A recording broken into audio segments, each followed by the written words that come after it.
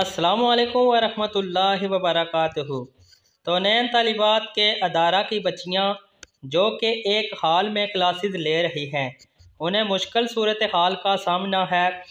उन्हें बाकायदा class rooms में पढ़ाई करवाने के लिए दूसरे फ्लोर का तखमीना अरसाल है।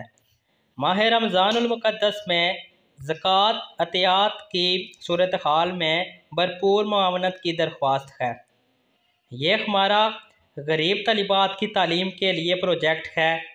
आपकी तरफ से फैमिली से जो भी मुआवनत करे मैं शुक्रगुजार हूँगा। रकम की बजाय अगर सामान लेकर दे दें तो ये ज़्यादा अच्छा होगा, जैसे आपको मुनासिब लगे। तो ये जो मदरसा आप देख रहे हैं ये जामियातुल हिराउल इस्लामिया तहसील सवानी ज़िला बिम्बर में वाक़या है।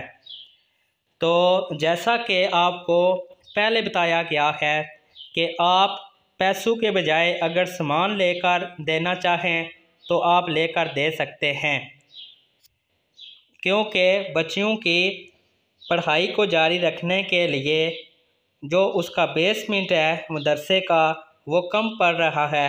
इसके लिए इसका सेकंड फ्लोर जो वो बनाया जा रहा है, तो उसकी जो लागत है वो ज़्यादा है।